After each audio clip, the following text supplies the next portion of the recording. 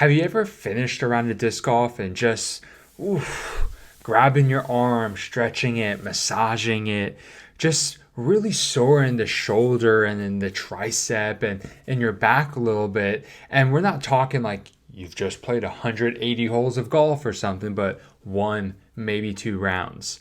If you've ever felt that, I have some good news for you.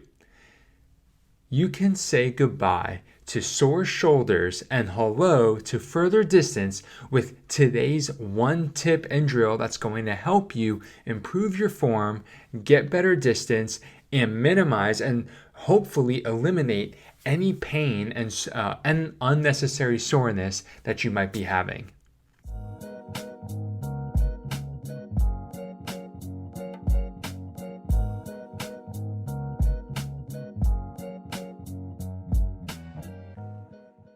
Hey everybody, what is up? It's Antonio. Welcome to episode 30 of Teach Play Disc Golf, a Gladiator Disc Golf podcast. I am so excited to have you with me here today. I have some really fun and some cool stuff planned for us. We're going to talk about this disc golf skill that I was just alluding to.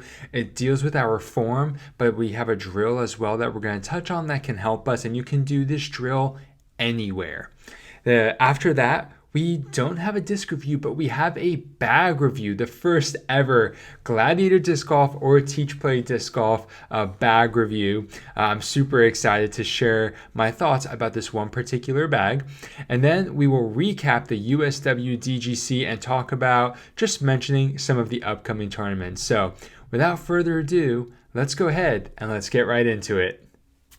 Okay, last year I published a video talking about our elbow in disc golf, of the throwing arm itself. So whether you're lefty or righty, just think about your throwing arm, that elbow, okay? I wanted to revisit this concept though, even though I published a video last year. One, it's always good to revisit ideas and challenge some learnings maybe, or share new learnings. But because of that, I learned some new things this past week, and I wanted to revisit this concept. And the things that I learned in the last week really brought this video back to the forefront of my mind. So, little backstory. I was talking with Tanner McCartney. You guys have heard me mention him before. I mentioned him 2 episodes ago.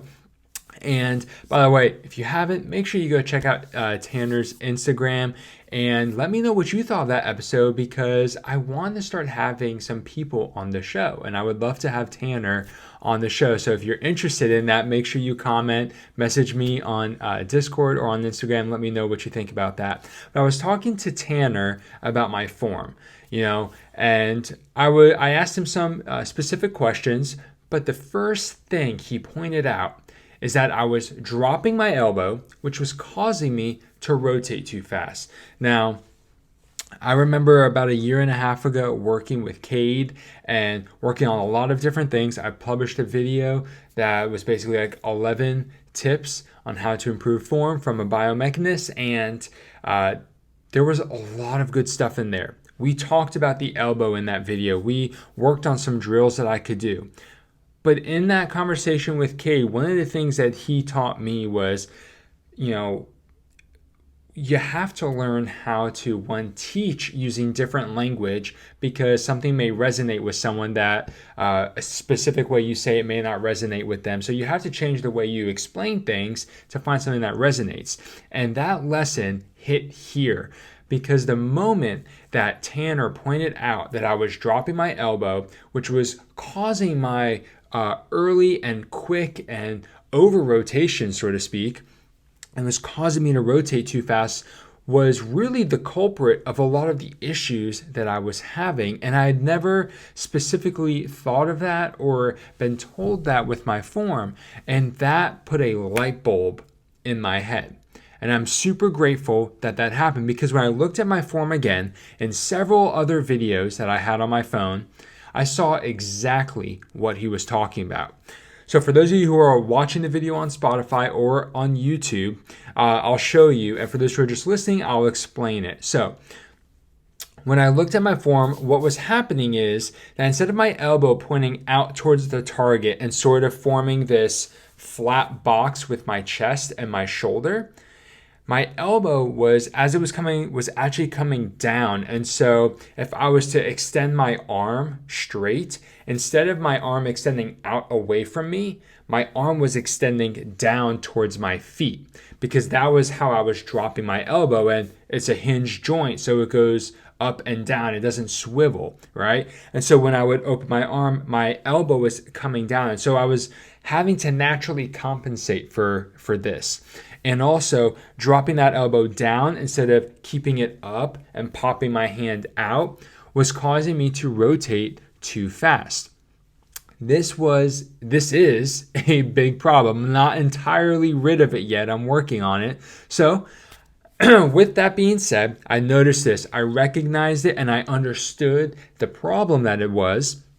I did what any disc golfer should do, and I took Tanner's advice and I watched a video from Yanni Going Places. If you don't know who Yanni is, check it out on Instagram, Yanni Going Places. I believe he is Finnish, but I haven't actually checked that. I believe he's from one of the Scandinavian countries, and he has a lot of great disc golf tips and drills and just ways to improve form, and really tackles some misconceptions in the disc golf coaching world, which I really appreciate. I have learned so much from him, and this is one of those things. There's a video where he talks about the elbow position. And so I took what Tanner said, took what Yanni said, and I put it together, and it all made sense in my brain. But now came the hard part. All right, it made sense up here in my head, but is it going to make sense down here on my elbow with my shoulder? This, that, and the other thing. So that's the hard part, is doing it. But thankfully,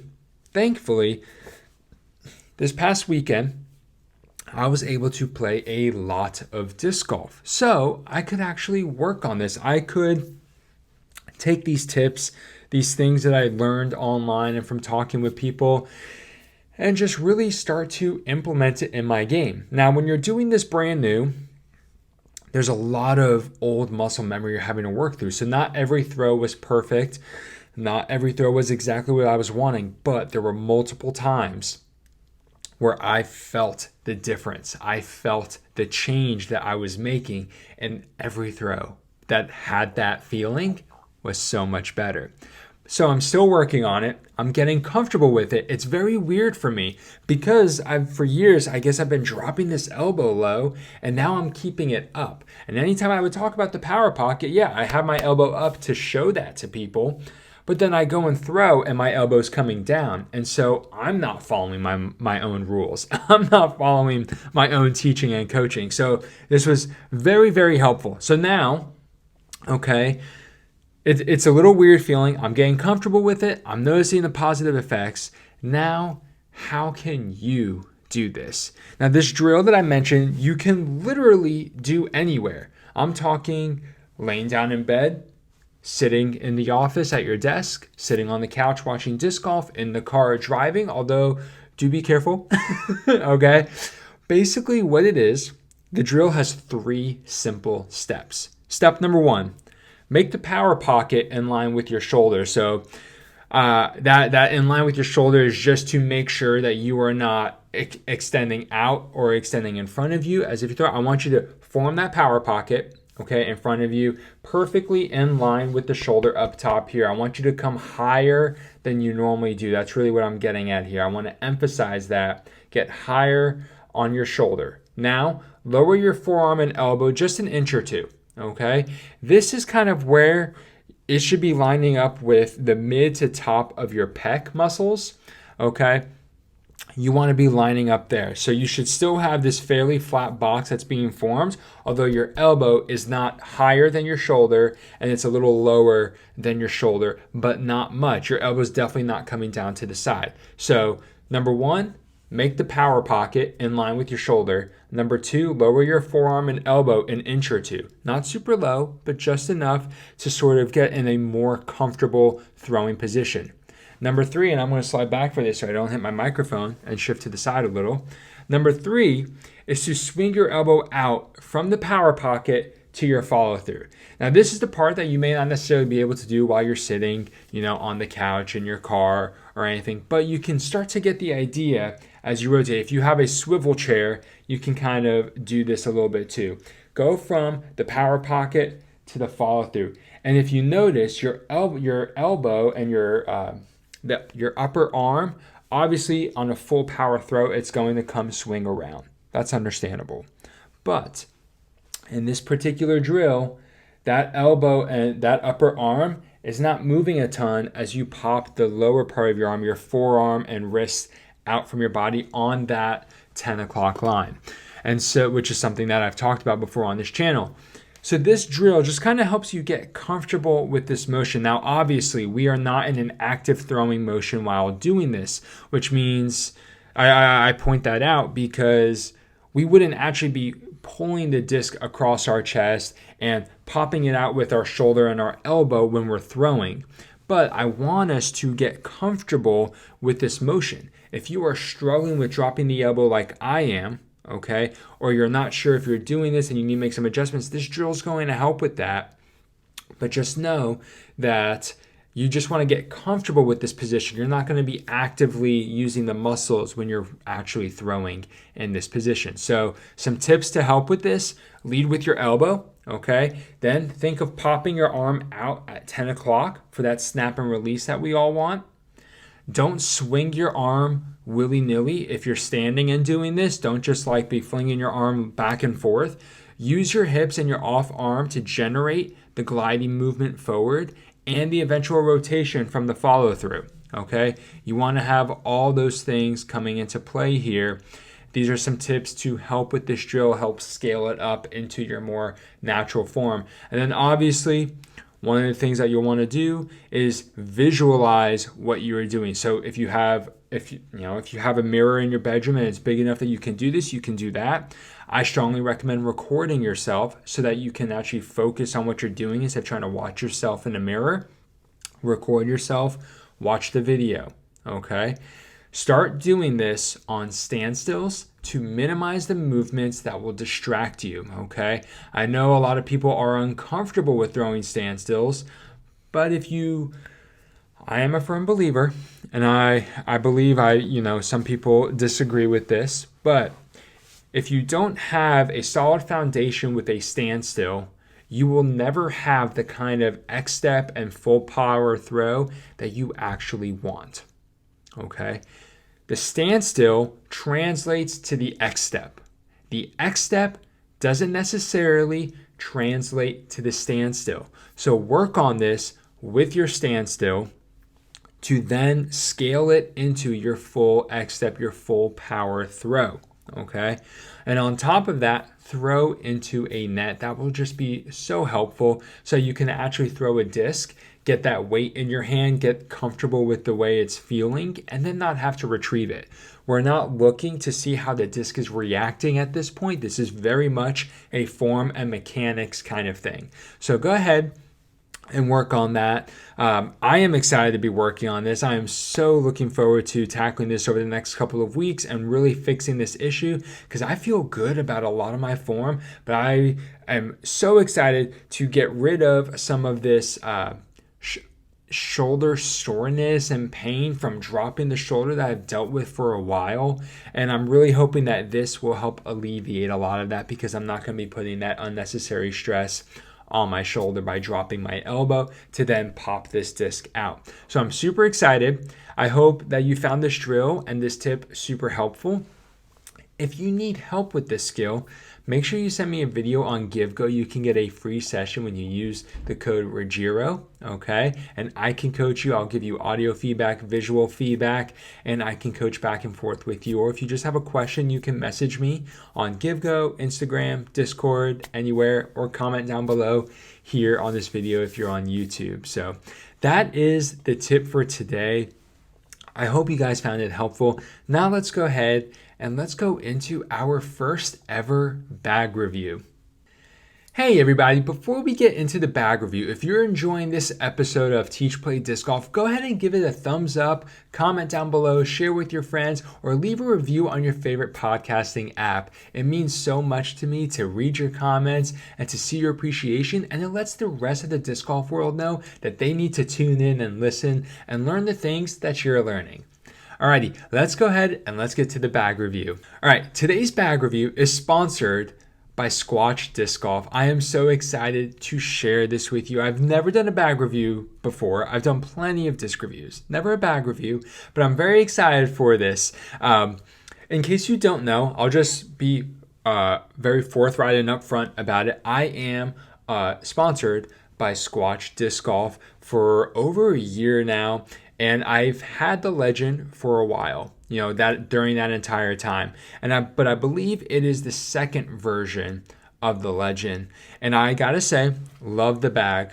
It's a great bag. It can hold so much. There are so many good things about the Legend. I was keeping it full, more or less. I mean, I wasn't one of those people that had like 5 putters up top, 4 putters in the side pockets, and carrying 40 discs. That's never been me. But I was keeping the main compartment full. I had a couple putters up top, and I had the main compartment flap have a disc in it, normally my approach disc. I was doing that for a while, and then over the last 6 to 8 months, I've been really paring down my bag, simplifying a lot of things. A lot of it has coincided with my backhand form improvement and just focusing on those things. And what was happening is I was kind of getting frustrated with how big the Legend was. I was not needing that much space. It had way more than I was needing. But at the time of joining the team, the Legend is all that was available. And that's totally fine. It was a great bag. It is a great bag. But I was needing something smaller. So I messaged Squatch Disc Golf several months ago and just kind of asked them about this. I know they have the link, and I was looking at the link online, but I just was realizing that, okay, yes, the link looks very different from the Legend, but it still holds too many discs. And my personal preference, I don't like the back with the slots coming down on it. I just don't like that. I've had a bag similar to that before, and I just didn't like those kinds of pockets very much. So I wasn't really interested in the link. But they said that they were in process of creating a smaller bag. This is probably going back to April, March. I was asking them about this. And so last week, Squatch sent me, and I'll pull it up here, the lure. I love this bag so much. I have been thoroughly impressed with it. I got it in the orange, okay? And by the way, I'm going to be posting a full bag review on my channel, the first non-podcast episode in months, and I'm super excited about that. So I'm just going to kind of go into some high-level details here, and you'll get some more nitty-gritty details in that episode. But they sent me the lure. I appreciate it so much, and I've been really impressed with this. So I wanted to share some pros and cons. I actually have 5 pros and 4 cons, one of which is more just might be a con for some other people, not so much for me. So first things first, the pros is that it holds fewer discs, okay? It's significantly smaller than the Legend. It holds fewer discs, and I really like that. When I'm wanting a small bag, yes, I want to maximize its capability, but I don't just want something smaller that still holds so much and feels like the discs are just sliding around. So I love that. It holds fewer discs.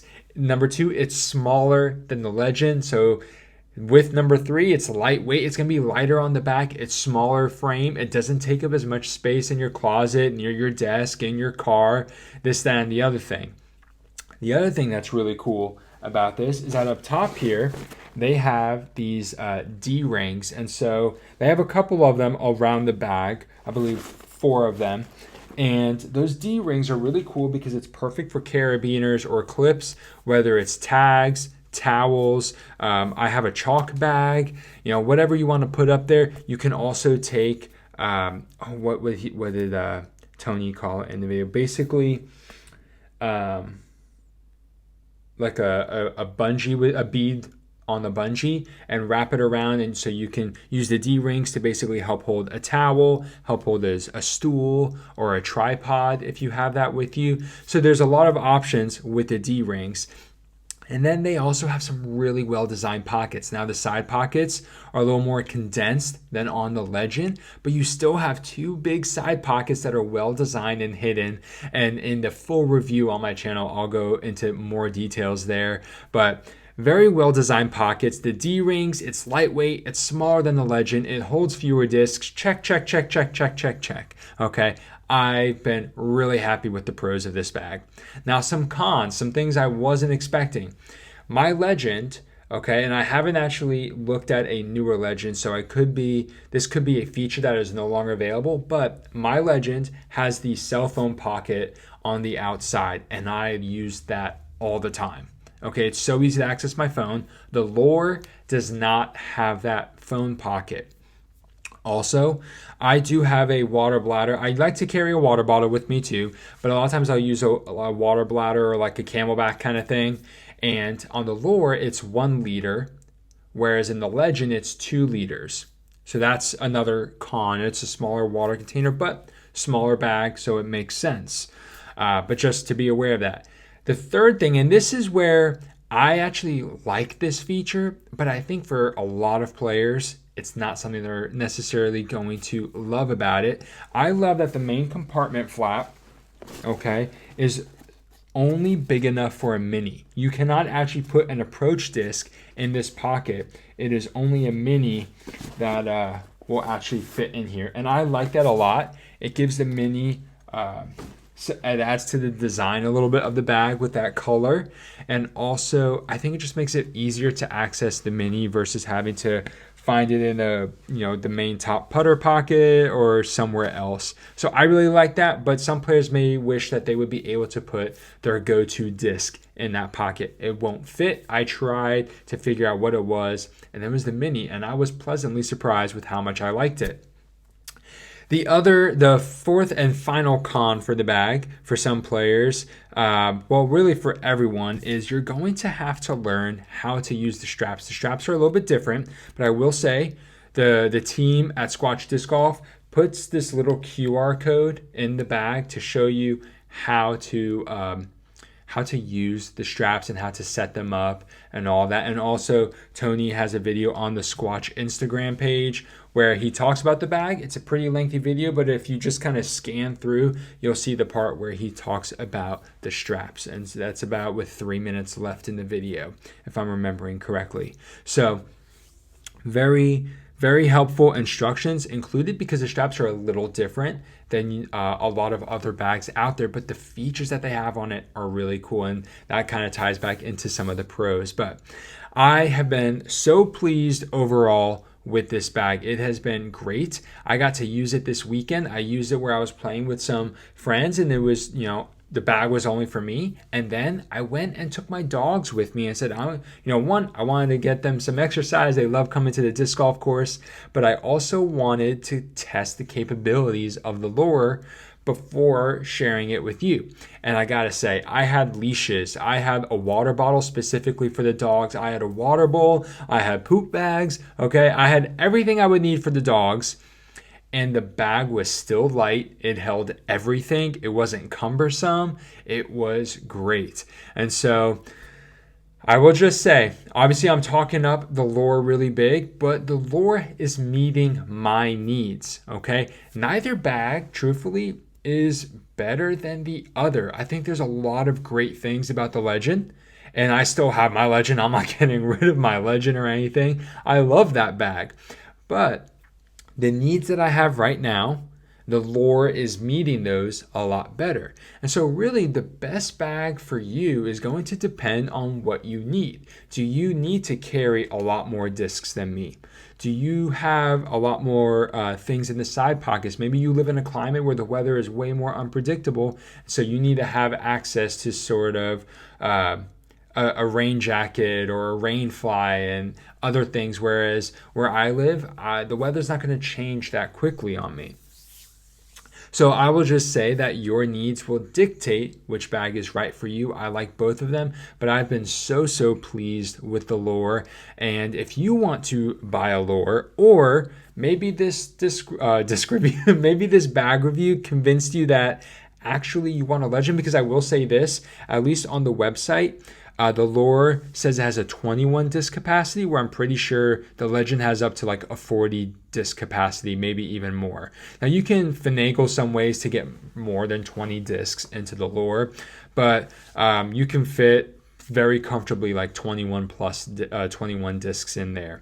So anyway, if you're ready to buy a lure, or this just convinced you that, hey, you know what, I want the bigger bag with the more storage and you want a Legend, if you go to Squatch Disc Golf and use code GLADIATOR at checkout, not only do you save on shipping, which is like $20, $25, you save that, okay? But every time you use the code, so when you use the code, I get a little kickback from Squatch too. And so you save money and you support me. And I just really appreciate that if you do that. So not at all saying you need to go buy the bag right now, but if you are interested, whether it's in the lure or you're convinced that you actually want a Legend, go ahead and use code GLADIATOR at checkout to save on shipping and support me. I really, really appreciate it. Now let's go ahead and let's talk about the USWDGC.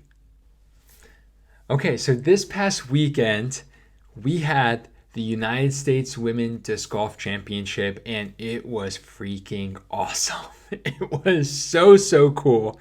My Grip 6 picks, not so cool. A couple of the women that I selected struggled a little bit, but this course was tough, okay? This course was tough. The regulator was a tough layout. Watching some of those holes that they were playing, I was like, oh, man, that is not easy, but it was so cool. It was so nice seeing a new course. It was so nice just seeing so many women at different times in the lead, taking the lead, losing the lead, and so many opportunities. And, you know, you could be having a good round and then you have one bad hole, especially on the final day, and you lose it. You know, that kind of happened to Henna Blomroos. And so, it was just tons of emotions, tons of lead changes. Kristen Tatar, I don't even think was on lead card going into round two or even leading. She struggled day one. I think she shot over par, but no surprise, it all came down to the same result. In case you haven't heard, I don't believe in spoilers here on this channel. This sport is produced live. There is post-produced. It is all over social media and the internet. So I don't believe in spoilers anymore. So without further ado, the winner of the USWDGC was Kristen Tatar, who dominated the final 3 days for a clean sweep of all the majors this year. She won every single major. There are 4 majors. She won all of them by several strokes. Kind of ridiculous, just her complete dominance. And before we just talk about her, because I do have some things I want to talk about regarding Kristen, this tournament was just so fun. Like I said, the regulator was so cool. It's very challenging. I loved how challenging the course was. I loved that it was new. And I definitely think the more time that these women spend at this course, if they continue to come here, which I hope they do, that we're going to obviously see them start to figure the course out. But like the 2 hot geese, Erica Stinchcombe and Madison Walker, we're talking about on Jomez, you know, it's not often that pros come to a course like this, never having played it before. And so we were really getting some first impressions and some seeing these professionals really have to learn a course as they go. And so it was very cool. I thoroughly enjoyed watching it. At the same time, maybe I'm weird for thinking this, but especially on a 4-day tournament, but even a 3-day tournament, round 1 is kind of hard to watch because it's just one of those, like, unless somebody has some catastrophically bad round, it's fun to watch. You see the course, you see the players play, but it doesn't have a lot of suspense and everything yet. And round 2 on a 3-day tournament is way more exciting. Round 2 of a 4-day tournament is a little bit of the same. Yes, you now have, okay, here are expectations. Who shot under par, over par? How did people play? What's the course playing like? How have the conditions changed? So you have some of this coming in, but it's still one of those where it's like, okay, you can still come back from having an average round day 2 on a 4-day tournament. But round 3 and obviously round 4, the final round, that's when things really pick up in excitement. Round 3 of a 4-day tournament is moving day. People are making pushes to get on lead card, to get near the top, to simplify their final day run for the win. And so that's just kind of me. Round 1 and 2 is a little hard to watch, not because of the quality of the content or anything. It was just like, well, who the result is still so far away is basically what I'm getting at. So that was just me, but I watched it, still enjoyed it. It was still fun to see all of that. And I just really enjoyed watching final coverage, seeing so many different players have an opportunity to win, and really just seeing so much growth over the course of this season in FPO, but especially with some specific players like Henna Blomroos and Evelina Salonen. It is really cool seeing how they started the year, both of them fairly rocky with their putting. Evelina more so than Henna, but there were a couple times where Henna was struggling with her putt as well. And it was just so nice to see them come so far in one season by just dedicating themselves to that craft and improving and seeing it pay off for them. That was very, very cool. Now, I want to talk about Kristen a little bit here, and maybe I'm jumping the gun. Maybe other people have discussed this. I'm not sold on it yet, and I don't know, like I said, if I'm jumping the gun with this, but I just want to hear, what are your thoughts? Is Kristen Tatar the greatest FPO player ever as of right now? Okay. She's got 2 world championships. Last year, she finished on the podium for every single Disc Golf Pro Tour event. This year, she didn't, but she swept all the majors, repeated as world champion. Okay. 2 of the greatest seasons. Now, I definitely think no one's going to argue this span of 2 years might be the greatest 2-year span a player's ever had, with just the complete world-class display of skill and execution and professionalism that we've seen, at least on the FPO side, but probably for all of disc golf. It has been phenomenal to watch. Does that make her also the greatest ever? Now, if we look at championships, the answer is no. Because Paige has 5, Juliana Korver has 5, Elaine King, I think, has 5 as well. I think Des Redding has 3. Like, there are women out there. Valerie Jenkins has 2 or 3. Like, there are other women out there who have more world championships than Kristen.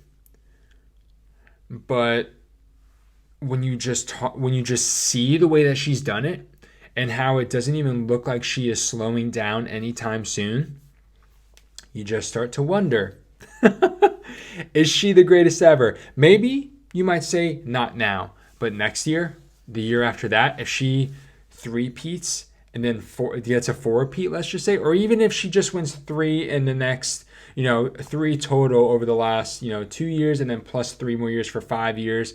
Like, if she ends up with 3 world championships in a 5-year span, that's pretty impressive. Okay.